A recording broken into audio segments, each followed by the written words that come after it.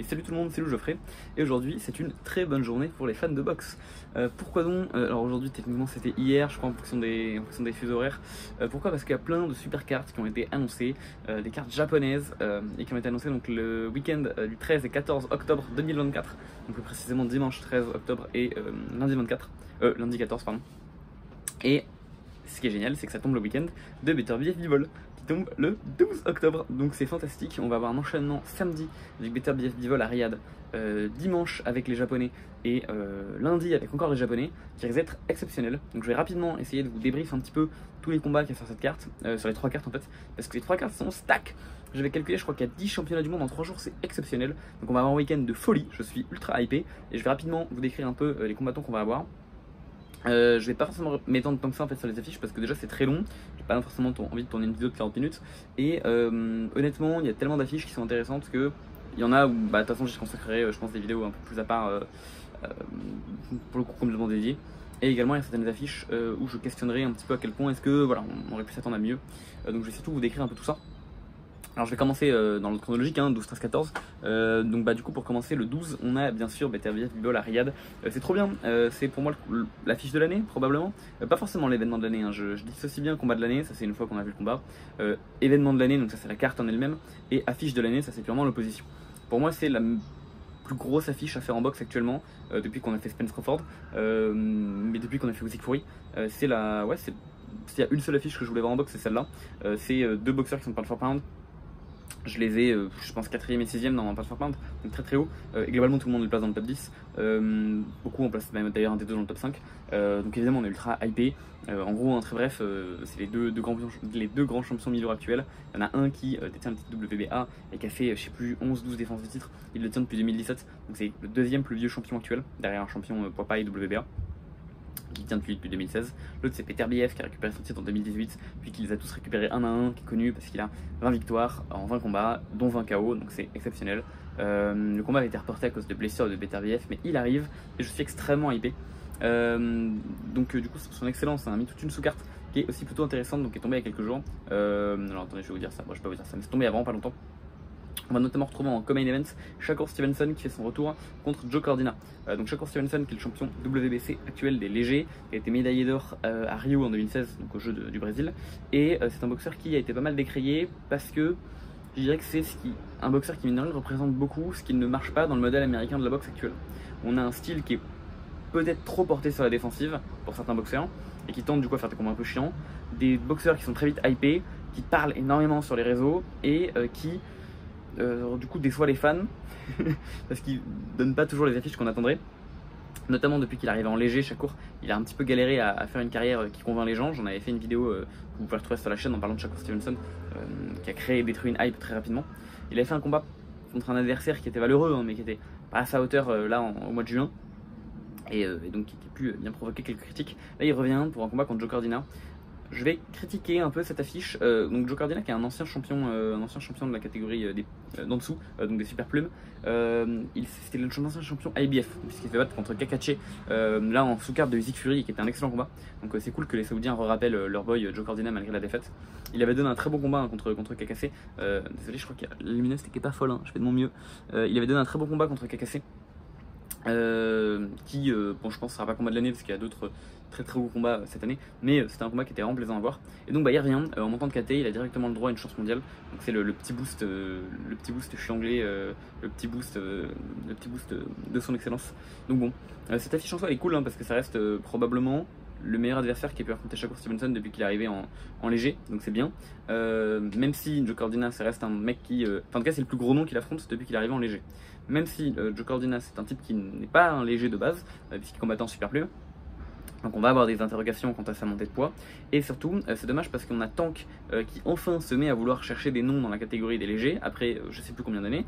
Il voulait Loma, mais Loma a dit qu'il voulait prendre une pause de la boxe, donc il ne va pas combattre. Et du coup il voulait Shakur, sauf que finalement Shakur va combattre Joe Cordina. Donc je pense qu'on va revoir un combat probablement contre un adversaire dont on va être un peu déçu de la part de Tank, à moins qu'il tape Zepeda. Et finalement bon, bah, c'est une catégorie qui a failli donner les affiches qu'on voulait vraiment voir et qui continue de patauger un petit peu. Il y a Zepeda aussi qui est dans le coin, qui est toujours pas champion, mais qui est connu comme étant l'un des plus gros de la KT, qui je pense s'est fait un nom à peu près similaire au gros champion de la KT. C'est même sûrement le 4e boxeur de la KT des légers. Je pense qu'il est plus considéré que Berinchik overall. Et donc bah, j'aurais bien aimé voir notre ami Zepeda contre Shakur, voir notre ami Shakur contre Tank, voir bon voilà, c'est que des combats qui du coup on n'a pas et qui vont pas arriver tout de suite. Peut-être un Zepeda Tank, peut-être, mais je crois que Zepeda targetait plutôt Berinchik ou Shakur. Donc écoutez, c'est une affiche qui est malgré tout bonne, mais j'ai un peu l'impression quand même que Shakur prend un nom pour pas qu'on lui reproche grand chose, mais finalement c'est quand même pas l'affiche qui a le plus de sens sportivement. Je pense que vous comprenez. Bref, ça reste une affiche qui est cool, en tout cas mieux je pense que la dernière affiche de Shakur, mais voilà. Je vais pas non plus trop m'étendre, c'est déjà 5 minutes 30 et j'ai fait 2 combats. Ensuite on a un combat de Chris Bang Jr. contre un book dont je vais pas essayer de prononcer son prénom, je vais quand même le faire. Zeremeta, c'est un ancien adversaire de Canelo et de Munguia, qu'il a perdu contre les deux. Il revient, et honnêtement il est pas trop mal classé. Après moi je suis toujours très perspicace de la carrière de Chris Bang Jr. qui honnêtement a de quoi aller chercher un titre mondial actuellement, mais il semblerait que ce soit pas ce qui l'intéresse le plus. Mais du coup je trouve qu'il est un peu dans une zone grise entre je veux faire une carrière parallèle, mais en même temps pas trop parce que je prends quand même des adversaires qui ont du sens. Donc bon, écoutez, moi j'aurais préféré qu'il aille chercher un champion. Je pense qu'il a de quoi. Bon, il se rabat sur un ancien challenger mondial. Bon, voilà, c'est pas, après je peux pas non plus mentir, hein, c'est pas l'adversaire que je connais le mieux. Donc écoutez, bon, c'est pas le combat qui me ravit le plus, mais ça reste un combat qui est cool. Ensuite, on a le combat entre Fabio Wardley et Fraser Clark. Alors ça, c'est hyper cool. C'est un combat poids lourd entre deux anglais, deux prospects anglais. Vous savez que les anglais, ils osent faire affronter leurs prospects et faire des domestic fights. C'est des trucs qui les gênent pas. Et c'est exactement ce qu'ils vont faire. Donc en fait, c'est ce qu'ils ont déjà fait le 31 mars de cette année. Le combat a été exceptionnel. C'est potentiellement le combat de l'année. Et il a été, ça a fini en égalité. Du coup, évidemment, on veut une revanche. Sachant qu'en plus, on a Wardley qui, du coup, modulo cette égalité, avait que des victoires par KO sauf une en 18 combats. Et on avait Clark qui, lui, avait été. Enfin, en 17 combats. Et on a Clark qui, lui, même s'il a moins de combats, a été médaillé de bronze au JO de Tokyo en 2020. Où il a perdu contre Jalolov. Bon, ça se comprend. Le mec est double médaillé d'or olympique maintenant, donc il n'y a pas de souci à perdre contre Jalolov. Du coup, donc les deux sont des adversaires qui sont des bons prospects anglais. Ils ont donné une guerre absolue. Il y a un super combat le 31 mars, et donc bah, j'ai vraiment hâte de voir cette revanche qui hype énormément. Donc c'est cool de voir que vraiment les Anglais délivrent toujours des bons combats, même si bon là du coup c'est avec Riyad Saison. Et après, un dernier combat qui est cool, celui de Jai Opetaia contre Jack Massey. Donc Jai Opetaia qui est le champion des cruiserweights, le champion ring des cruiserweights, qui va du coup remettre son titre en jeu contre Jack Massey et IBF d'ailleurs. Donc on se rappelle, hein, il avait récupéré son titre contre Miris Vredis, puis il a perdu son titre IBF parce qu'il a fait des défenses en sous-carte des Saoudiens que l'IBF voulait pas. Puis finalement il a repris Miris Vredis qui est sorti de sa blessure, là en sous-carte de Usyk Fury. Il a fait un combat qui, je pense, n'a pas impressionné autant que ce qu'on aurait voulu qu'il fasse, dans le sens où il gagne quand même au point de manière tranquille, mais il s'est quand même retrouvé encore une fois en difficulté en fin de combat. Et en gros le combat aurait fait 15 rounds, il aurait potentiellement perdu. Il se finit pas avec le momentum, on va dire. Donc c'est un boxeur qui, malgré tout, avait été très impressionnant sur sa performance précédente, hein, mais un peu moins contre Bredis. Donc écoutez, Jack Massey c'est un anglais, c'est pas un peintre, alors il est classé 22e box rec. Globalement c'est un type qui avait une défaite contre Parker dans le comeback exceptionnel de Parker en 2023. Donc il fait partie des gars qui sont fait battre par Parker, même si bon, il rendait 30 pounds, donc il rendait quand même 15 kilos. Et sinon bah écoutez, c'est quand même un type qui en cruiser est pas ridicule. Actuellement il est champion d'Europe, notamment avec une victoire contre Chamberlain, Isaac Chamberlain. Donc écoutez, c'est pas l'affiche qui m'intéresse le plus, je pense qu'encore une fois il y avait mieux à faire en cruiser. Maintenant c'est vrai que après les cruiserweights c'est quand même pas la catégorie la plus remplie, donc bon. En fait le truc c'est qu'on aimerait bien avoir des unifications, c'est ça la réalité des choses. C'est des catégories comme ça qui manquent un petit peu d'unicité et on aimerait bien avoir des unifications. Et malheureusement ça traîne, mais ça je vais avoir l'occasion d'en reparler quand je parlerai des cartes suivantes. Et enfin les 3 derniers combats, je vais revenir dessus très rapidement. On a Benoit Taker qui va affronter un mec que je connais pas. On a le premier combat féminin en Riyad Saison pour le titre WBC des poids plumes. Et 2 prospects qui ont précisément 0 combat et 3 combats pro qui vont s'affronter. Donc écoutez, c'est une carte qui est bonne, cette carte là. Peter Pitbull reste exceptionnel. Shakur Joe Cordina, je sais pas trop, mais je pense que le combat devrait être globalement tranquille pour Shakur, qu'il affiche tout en son palmarès. Fabio Wardley Clark, ça devrait être génial. Et Opetaia Macy, ça devrait être pas mal aussi. Donc écoutez, on a vraiment une bonne carte ici, et ce qui est trop bien c'est que le lendemain on a une autre super carte qui est japonaise, parce que les japonais ils ont craqué leur slip, ils ont fait 2 cartes de fou à 2 jours d'intervalle au même endroit à Tokyo, donc c'est génial, dans la même salle, hein, j'ai regardé, enfin sur BoxRec il y a marqué que c'est la même salle, donc c'est vraiment super. La première carte elle va être headline par Takuma Inoue, qui est donc le petit frère de Naoya. Et donc ce gars qui est champion de WBA, alors c'est pas marqué sur BoxRec, je sais pas ce qu'il fout, il est marqué qu'il est pas champion sur BoxRec, mais il est bien champion de WBA. Et c'est un gars qui, mine de rien, a une carrière qui est moins impressionnante que son frère, mais il a une bonne carrière quand même. Donc il avait été challenger pour la ceinture WBC il y a quelques années, donc la ceinture de Nordin Oubaali, et il avait perdu cette chance au titre contre Oubaali. Depuis, il a bien récupéré, il est revenu sur le chemin de la victoire et il a réussi à capturer le titre donc WBA contre Jerwin Ancajas, non, je sais ça, contre Libor Solis pardon, l'année dernière.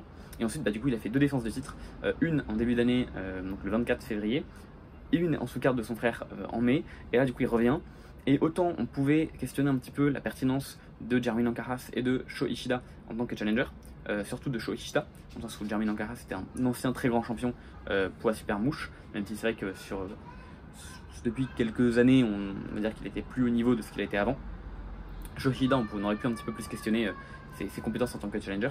Par contre, le mec qu'il affronte là, c'est un super adversaire, c'est Seiya Tsutsumi. Donc Seiya Tsutsumi, c'est le champion japonais des poids coqs, et c'est un gars qui a été en sous-carte de Inoue Tapales l'année dernière, qui était le co-main event, qui a fait un excellent combat contre Kazuki Hanaguchi, qui s'est malheureusement soldé par la mort de ce dernier. Donc Kazuki Hanaguchi qui est décédé des blessures qu'il a reçues pendant ce combat. Donc c'est un combat qui était ultra tragique, dont d'ailleurs je voulais parler quand j'ai créé cette chaîne, et j'en parlerai sûrement un jour. C'est un combat qui a vraiment été tragique parce que ils ont fait le combat de leur vie tous les deux, et ça aurait vraiment pu être un combat de l'année, en fait c'est ça. Mais bon, ça s'est soldé par un événement qui est vraiment tragique, donc c'est vraiment affreux. Malgré tout, on a quand même pu voir que c'était un boxeur qui avait un vrai niveau, Tsutsumi. Pas forcément un niveau technique, c'est excellent, mais que ça punchait vraiment fort. Il était dépassé techniquement par Hanaguchi, mais ça boxait vraiment fort. Et donc il revient cette fois-ci pour sa chance au titre contre Takuma Inoue. Il faut savoir que les poids coqs, on se rappelle que du coup, depuis que Naoya est parti, toutes les ceintures ont été réattribuées et les Japonais ont fait le sweep, donc ils ont récupéré les 4 ceintures, ils ont fait le grand chelem. Donc actuellement, les 4 ceintures sont aux mains de Japonais. Ça s'est fait au mois de mai, c'est là que les derniers Japonais ont récupéré les ceintures. Entre février et mai, ils ont tout raflé. Et on aurait bien aimé avoir des unifications entre les Japonais. Parce qu'il y a pas mal de boxeurs qui, on aimerait voir s'affronter en fait, tout simplement. Genre par exemple Takuma Inoue contre Junto Nakatani, qui sont champions de WBA et WBC respectivement. On a aussi Yoshikitake qui est WBO. Et bref, on aurait bien aimé voir comme ça des Japonais qui s'affrontent. Et malheureusement, on n'a pas d'unification qui a l'air d'arriver tout de suite. Donc les Japonais ont l'air de commencer par faire des défenses de titre. Donc bon, c'est un truc qu'on va regretter. Pour moi en tout cas, c'est quelque chose que je regrette, qu'on n'ait pas d'unification ici. À l'exception, pour moi, de ce combat-là entre Takuma Inoue et Seiya Tsutsumi. Parce que j'ai un peu l'impression que la catégorie des poids coqs était un peu vidée de tous ses talents, parce que Naoya a quand même fait le ménage, et puis là, pour moi les principaux noms sont en fait tous champions, ou alors c'était des gens qui avaient été challenger et qui ont perdu les titres. Donc je pense à Molony par exemple. Donc pour moi il y avait vraiment que des unifications qui avaient vraiment un sens dans la KT, ou un combat avec Seiya Tsutsumi. Et du coup Takuma Inoue c'est pour moi la seule défense de titre qui a vraiment un sens contre Seiya Tsutsumi, et donc je suis vraiment content de pouvoir, je pense avec un combat qui va être vraiment très bien. Je pense que Takuma risque d'être meilleur techniquement que Tsutsumi, mais Tsutsumi ça frappe fort, vraiment fort, et c'est un combat qui pour le coup m'excite et m'intéresse vraiment beaucoup. Donc vraiment ça va être un combat qui va être surveillé. Ensuite en sous-carte, on va voir Kenshiro Teraji qui revient. Kenshiro Teraji, certains le savent peut-être, c'est mon boxeur encore en activité favori. C'est un type qui ne fait jamais un combat ennuyant, qui a un style qui est ultra offensif, c'est vraiment que de l'offense, et c'est ultra cool à voir. Il y a quasiment des knockdowns dans tous ses combats, parfois ça va à la décision, mais c'est toujours des combats de fou. Il a fait un combat pour défendre son titre WBA, WBC et The Ring de la catégorie des mi-mouches, là en début d'année, contre, j'ai mangé son nom, Carlos Canizales.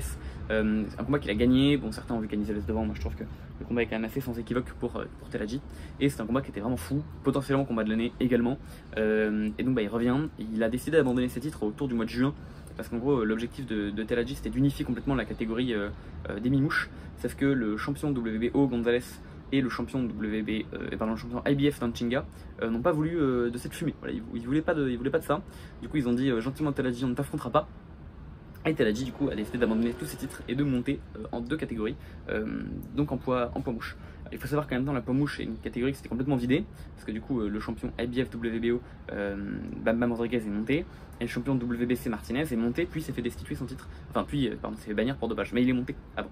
Du coup on avait 2 catégories qui étaient complètement libres, et du coup là les mouches ont des titres qui ont déjà été réattribués, notamment Antonio Lasquaga dont je reparlerai bientôt, qui a chopé le titre WBO, et du coup le dernier titre qui était encore vacant c'était le WBC, qui va donc potentiellement être capturé par Teraji.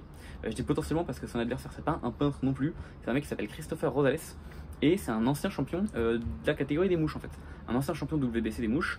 Il avait récupéré ce titre par TKO contre Daigo Higa, qui est un japonais, donc le titre qui était vacant à l'époque. Il a fait une défense de titre avant de le perdre contre Charlie Edwards, qui est le grand frère de Sonny Edwards, actuellement pas champion mais numéro 1 de la catégorie des mouches. Donc le mec avait perdu son titre IBF contre Bam. Et ensuite Charlie Edwards avait perdu son titre contre Martinez. Mais ensuite ça a été déclaré comme étant no contest parce que Martinez a battu Edwards en le frappant après qu'il ait mis un genou à terre.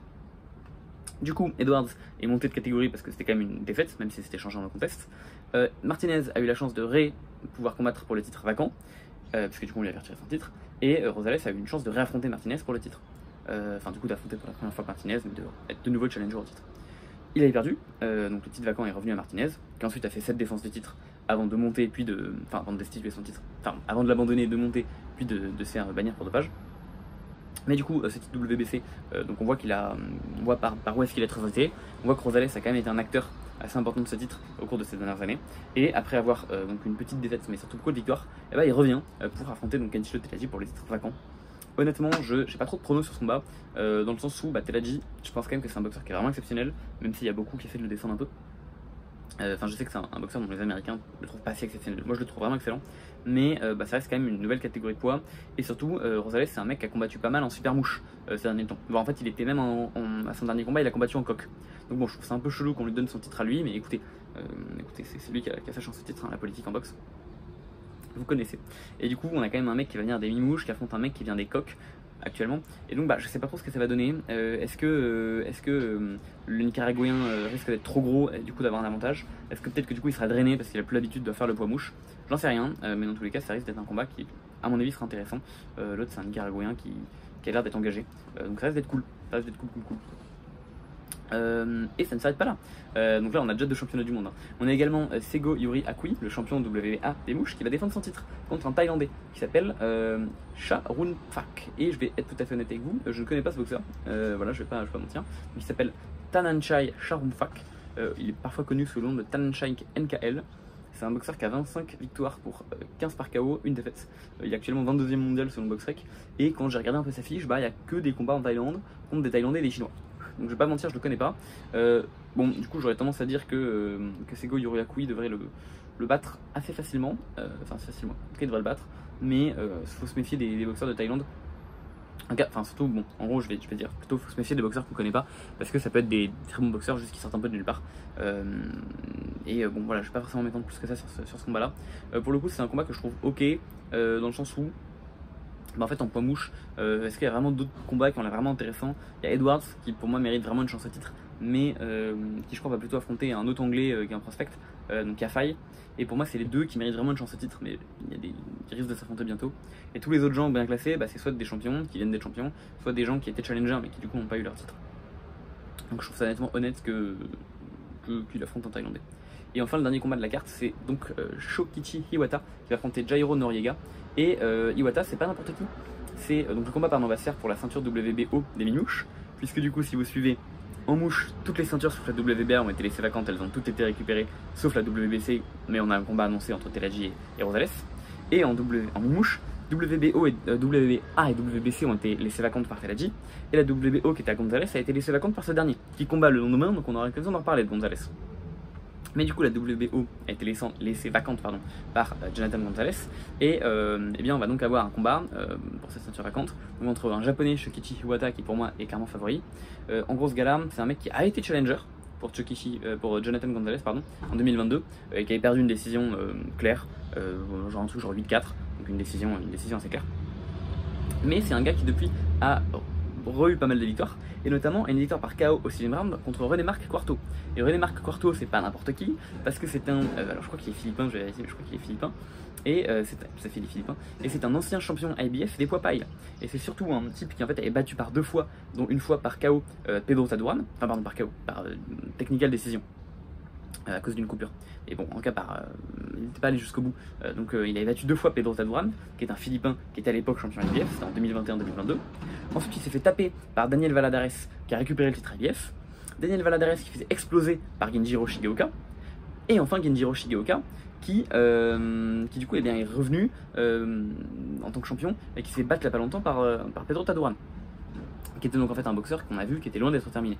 Mais du coup, surtout, ce qu'il faut retenir, c'est que donc ce fameux René Marc Quarto, c'est quand même pas n'importe qui, parce que c'est un type qui a battu 2 fois Tadoran, et Shokichi Shiwata l'a démantelé avec une facilité, enfin en tout cas il l'a démantelé par KO, et je crois que c'est le gars qui a battu plus facilement René Marc Quarto, je vais vérifier.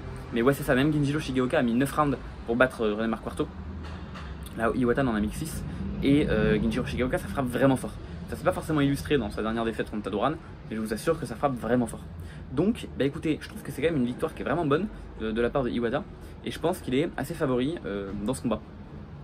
Surtout qu'il est classé 3ème box-rec actuellement en mi-mouche. Donc je pense qu'il devrait remporter ce combat normalement. Et son adversaire, bah du coup, donc Noriega, je vais pas être, c'est un espagnol, hein, je vais être honnête, je le connais pas. J'ai regardé sa fiche, il y a quasiment que des espagnols que je connais pas. Donc bah écoutez, je pense qu'Iwata devrait être favori. Vous voyez donc que globalement on a une carte qui est aussi assez serrée, enfin qui est assez stack en fait, qui est assez dense, avec Takuma Inoue contre Seiya Tsutsumi qui va être un super combat, Shokichi Iwata contre Noriega qui, je sais pas trop, mais en tout cas Iwata est un boxeur qui est méritant, Yoro Yakui contre le Thaïlandais qui je pense va être une défense assez routinière, et Telaji Rosales qui promet d'être un très bon combat.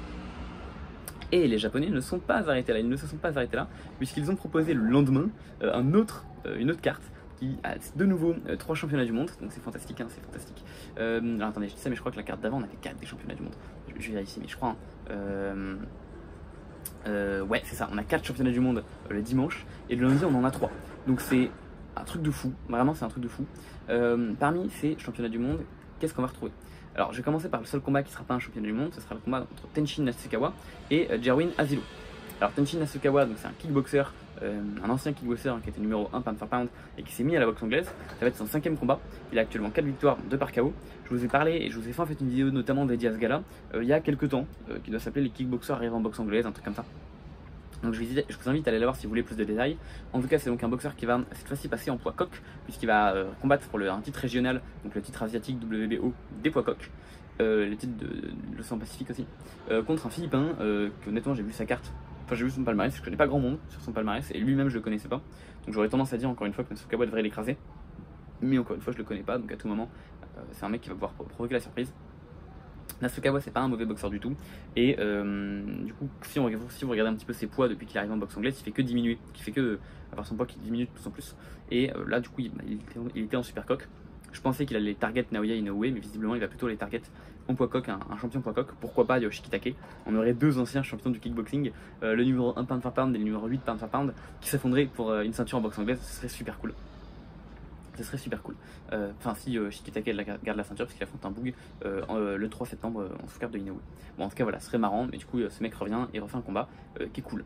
Tous les autres combats, du coup, c'est pour des championnats du monde.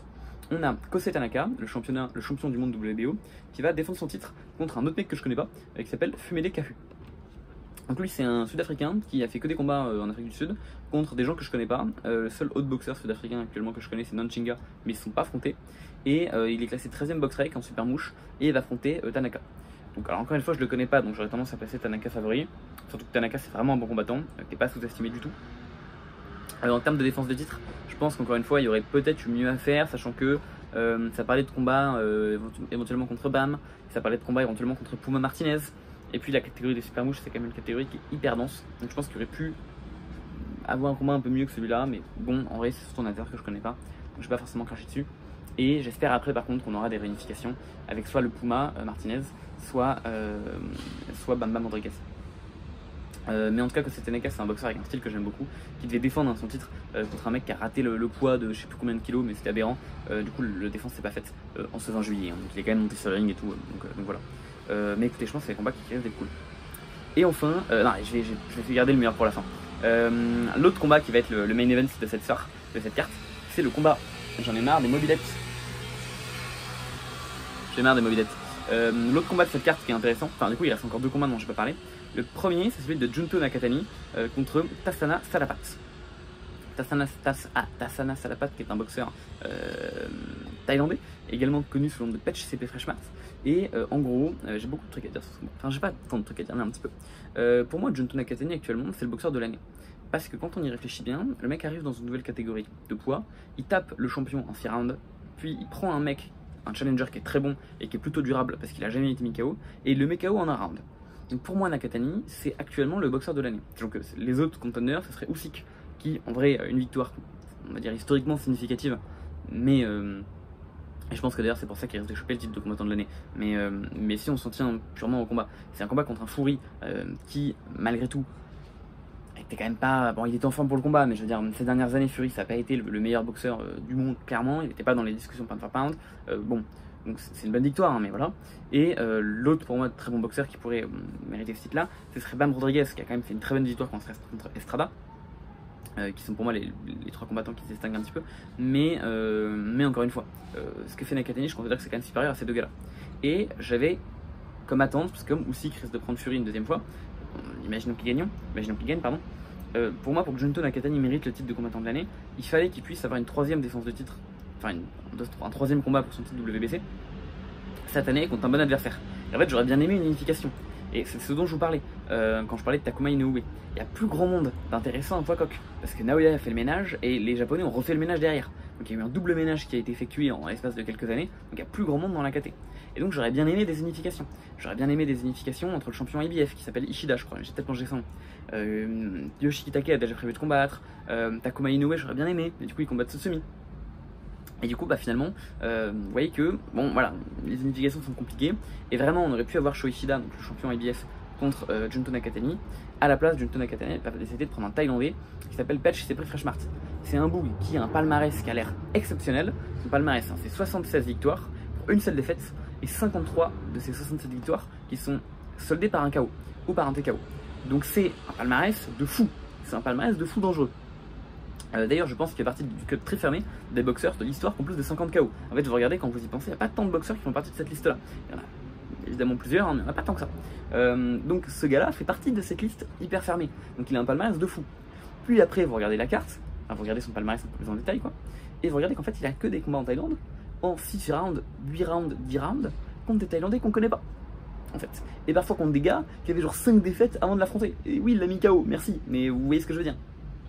Et les combats, il les gagne, mais je veux dire, il prend des mecs qui ont l'air d'être des randoms et il gagne genre 97-93, donc il met même pas un sweep, quoi.